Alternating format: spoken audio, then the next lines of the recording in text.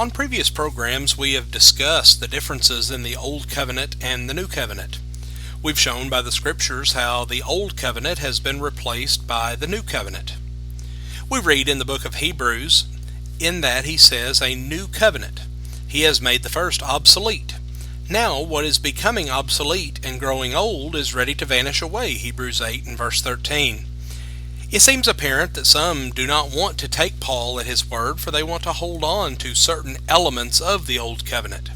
Some insist that the Sabbath day must continue to be observed. The Sabbath was a rigid requirement under this Old Covenant.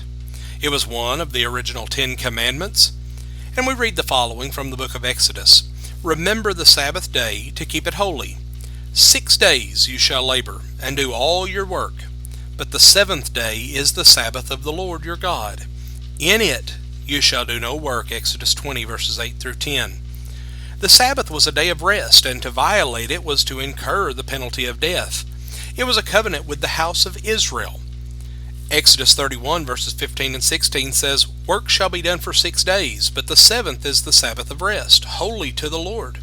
Whoever does any work on the Sabbath day, he shall surely be put to death.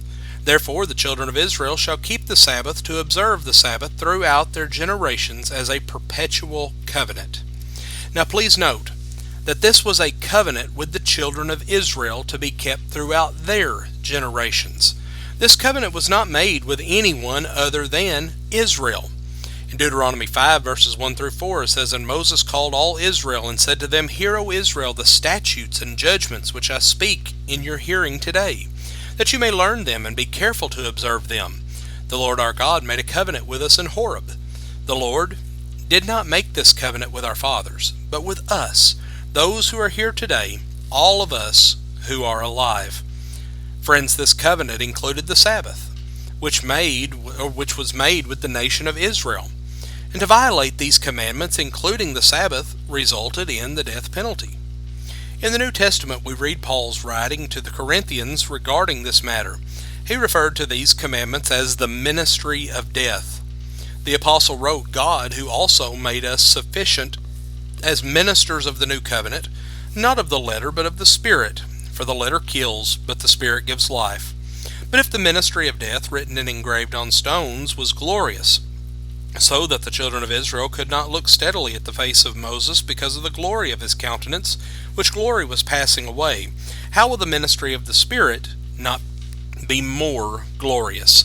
For if the ministry of condemnation had glory, the ministry of righteousness exceeds much more in glory. For even what was made glorious had no glory in this respect because of the glory that excels. For if what is passing away was glorious, what remains is much more glorious. 2 Corinthians 3, verses 5 through 11. But what was passing away? Well, the answer was the Old Covenant, which included the Sabbath observance. In another New Testament passage, he shows that the Sabbath requirement ended at the cross. Paul wrote the Colossians, blotting out the handwriting of ordinance that was against us, which was contrary to us, and took it out of the way, nailing it to his cross, and having spoiled principalities and powers, he made a show of them openly, triumphing over them in it. Let no man therefore judge you in meat or in drink, or in any respect of a holy day, or of the new moon, or of the Sabbath days, which are a shadow of things to come. But the body is of Christ. Colossians 2, verses 14 through 17. Paul's reference to the handwriting of ordinances refers to the 10 Commandments, which were written by the finger of God on 2 tablets of stone. No one has the right to require Sabbath keeping today, for God does not require it. This requirement ended at the cross. The Christian regards the Lord's Day, Sunday, as the only day of religious significance. It is the Lord's Day because Jesus arose from the dead on that day, the first day of the week, Mark 16, verses 1 and 2, and also verse 9. Christians observe the Lord's Supper on the first day of the week, Acts 20 and verse 7, which is the Lord's Day. The Christians give of their means on the first day of the week as they are commanded in 1 Corinthians 16, verses 1 and 2. It was on that day that the beloved Apostle John received the revelation, Revelation 1 and verse 10.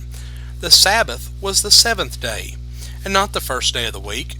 Now some call the Lord's Day the Christian Sabbath, but it's not the Sabbath, nor are we required under the New Covenant to keep the Sabbath. To To my knowledge, those who profess to keep the Sabbath do not inflict the death penalty for those of their number who fail to keep it.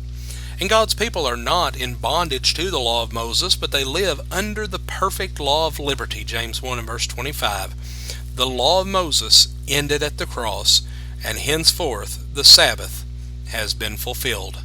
Thank you for joining us today, and have a blessed day.